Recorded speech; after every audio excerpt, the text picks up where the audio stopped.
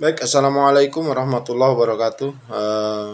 Kawan-kawan yang ada di seluruh Indonesia dan yang sering melihat atau mengikuti live Facebook saya, banyak pertanyaan di Facebook tentang keluhan saraf terjepit. Jadi sebenarnya saraf terjepit ini banyak faktor yang mempengaruhinya. Bisa saja eh, karena penyakit lain seperti rematik. Kenapa? Karena rematik itu adalah susunan saraf yang ditekan di sendi dan mengenai tulang. Itu bisa terjadinya saraf terjepit. Atau penyakit teroid yang sering di leher itu kalau sudah terlalu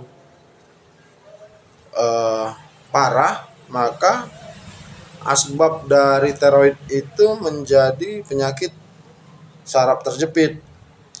Nah, apalagi diabetes juga penyakit yang sudah ada dalam tubuh kita, atau diabetes sudah, kalau kita sudah kena diabetes bisa juga kita terkena saraf terjepit gitu. Kemudian para olahragawan, karena kegiatannya berulang, aktivitas tulang belakangnya cukup kuat, push up, sit up, pull up, lari, squat jump segala macam, dengan gerakan tertentu terseliplah saraf, maka bisa menjadi saraf terjepit. Atau cedera gerakan mendadak atau cedera tabrakan bisa terjadi saraf terjepit. Kemudian obesitas juga mempengaruhi seseorang terkena saraf terjepit. Jadi kita bahas beberapa faktor yang menjadi saraf terjepit itu. Terjadi keseringan di pinggang, di lumbar 1, 2, 3, 4, 5, di L1, L2, L3, L4, L5. Ya kan? Sering terjadi saraf terjepit seperti itu. Kenapa bisa nyeri di dalam di pinggang? Karena adanya hentakan seperti antara tulang dengan tulang bergesekan, cincin anulus keluar.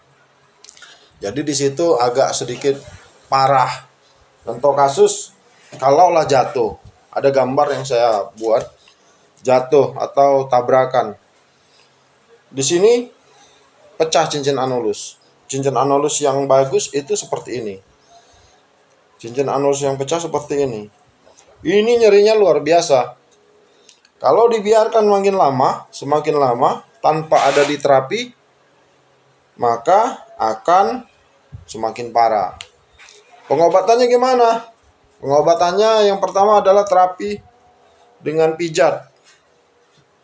Yang kedua, akupuntur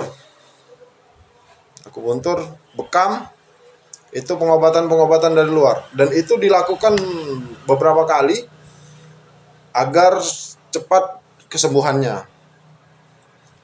Yang ketiga pengobatan dari dalam. Pengobatan dari dalam apa? Pengobatan dari dalam itu harus meminum obat-obat herba yang baik untuk penumbuhan cincin anulus. Apakah itu herba yang baik atau tidak, itu langsung diserap oleh tubuh. Ya, yang di sini saya sarankan obat herba terbaik sebenarnya ada di DNA ikan salmon. DNA ikan salmon dan kulit plasenta ikan salmon. Itu terbaik untuk cepat meregenerasi pertumbuhan cincin anulus yang ada di tulang belakang. Sambil diterapi harus meminum obat seperti dari DNA ikan salmon. Nah, DNA ikan salmon dapat dari mana? Sebenarnya DNA ikan salmon banyak diperjualbelikan, tapi kita tidak paham tentang keasliannya. Sekarang sudah ada obat yang sudah dipatenkan oleh dunia, sudah mempunyai hak paten fungsi, yaitu Utsukoshi dan Subarashi, obat dari Jepang. Hampir semua pasien saya beri obat ini, alhamdulillah sembuh. Ada beberapa waktu lalu terkena jantung, kemudian ada yang terkena diabetes, baru-baru ini ada terkena tiroid, dan yang terbaru tadi baru konsultasi saraf terjepit di pinggang sebelah kanan. Jadi saya sarankan bukan hanya terapi itu baik karena harus disusun beberapa syaratnya, tapi juga harus ada pengobatan dari dalam. Apa pengobatannya? DNA ikan salmon. Mudah-mudahan penjelasan ini cukup bisa membuat kawan-kawan mendapatkan titik terang tentang saraf terjepit. Mudah-mudahan saraf terjepitnya kalau ada yang kena cepat sembuh.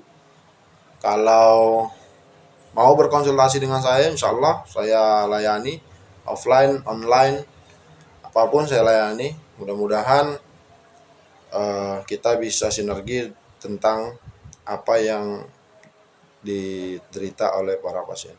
Itu saja. Assalamualaikum warahmatullahi wabarakatuh.